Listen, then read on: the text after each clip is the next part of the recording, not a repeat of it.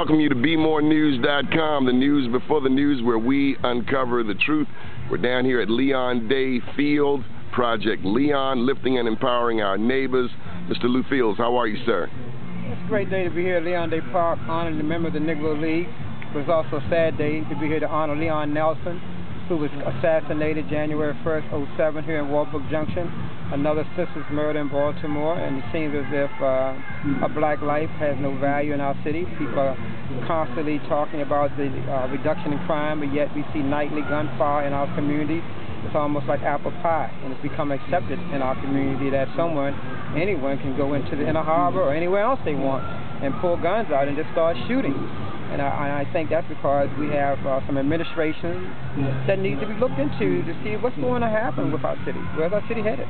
Well, speaking of the Inner Harbor, this week, Commissioner Bielefeld, the Baltimore City Police Department, mentioned something about racial profiling, or the question was raised as to whether or not he and the city of Baltimore are targeting young black males at the Inner Harbor. Your thoughts? Well, if you listen carefully to Mr. Bielefeld, some of his comments have the lack of sensitivity.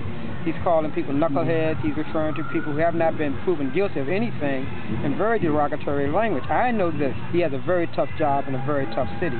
However, you also have to understand that you need community support, and you're not going to get the community support by labeling people or by trying to say we're going to go down here and certain groups of people, we're going to ask them to be searched and these kind of things. What we really have is a problem of economic empowerment, empowerment in terms of lack of jobs. A lot of young people had jobs during the summer, but a lot of them did not have jobs. The Inner Harbor is a $3 billion tourism generator, but a lot of young people just go down there and they're not a part of it. Well, I wrote an editorial this week, and some of the negative feedback was concerning what we are doing for ourselves. Well, here's what we're doing for ourselves. The majority of African Americans in this city, and others other than African Americans, they work hard, they're sending the kids to school to get a quality education, but often the education system is failing our children, and they're not able to be a part of that $3 billion. If you have a $3 billion tourism industry, but your youth has no part in that, very little do you see those African Americans have jobs in the Inner Harbor anymore. Well, I'll pose the same question to you that I posed to marvelous Marvin Doc Cheatham. Has this mayor endeared herself to the black community in its entirety, as we have seen in Cleveland with Carl Stokes, in Atlanta with the late Maynard Jackson, and of course down the road in D.C. with Marion Barry? Well, I think we have to be objective in answering that statement. The mayor has her supporters. She has her followers. She has the people who supported her, financed her campaign, and many people in Baltimore still believe in Mayor Dixon.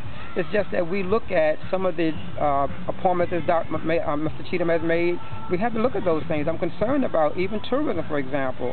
We keep bringing in out-of-town people to do tourism, and it does not affect our community. You look around and you find very few African-American men and positions of influence in downtown Baltimore. You have a few. Well, let me bring up this latest news, and this is for either you, Doc, or for you, Mr. Fields. There have been some people, some long-tenured people who are no longer working, and that's happened under the current administration, both mayoral and city council president. Yesterday in the newspaper came out about Jennifer Coates, and she has a rift with the city council president.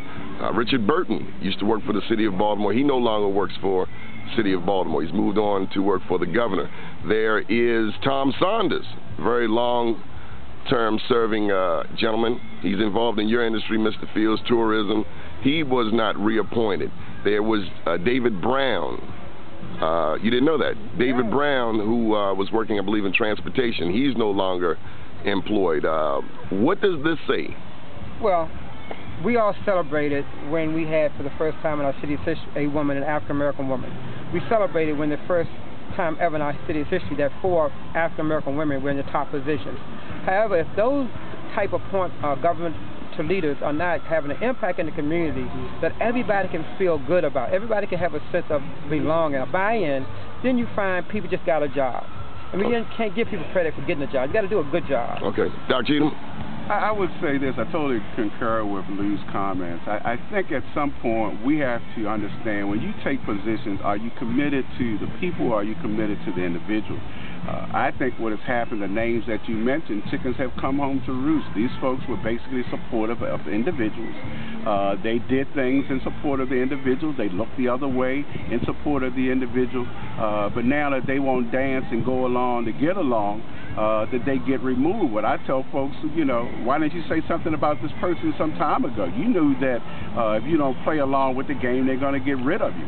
I just think, you know, it's clear that folks are beginning to say no to all this being asked of them, and when they say no, they're getting the boot. The question is this the first time somebody got the boot? Were you not aware that somebody else got the boot? Did you stay silent when they got the boot? I would say this, the NAACP is quite troubled about the removal of the chair of the Public Defender's Office. We have a strong relationship with them. They do some great work, especially in the area dealing with juveniles. What has happened here is very questionable, and it points directly to Governor Martin O'Malley. So we're asking, matter of fact, demanding to hear something. But you know what's really ironic? Where are the state senators on this? We have not heard not from one of them. We've heard from Kurt Anderson. We've heard from Sandy Rosenberg. Well, where are the senators? Yes, we have contacted them. Not heard a response from any of them. Somebody needs to speak out about what's happening with the Public Defender's Office. Well, the governor did make a statement yesterday. It came out in email, no comment. Personnel said that, yeah, it was a personnel issue. We've talked to them before. With a statewide election coming up next year and a citywide election in 2011, what do you foresee? I foresee and I envision an NAACP is going to work at holding people accountable. This is a year where they will be voting on bills and issues. We're going to, as we did the last 2 years, we're going to issue a report card, and then we're going to issue a major report card. Some of these folks are going to get failing grades at the end, and we're going to tell the community in a nonpartisan way, these folks have not served you well. They don't deserve re-election. Well, let me ask you this. Rather than say who hasn't done something, who has done something among our state legislators? Sadly enough, I say it's the minority that has served our community well. The minority. You look at our senators, you look at our delegates, 6 senators, 18 delegates, 24 people, less than 12 have served this community well. Good deal. Keep watching BMoreNews.com, the news before the news, where we uncover the truth.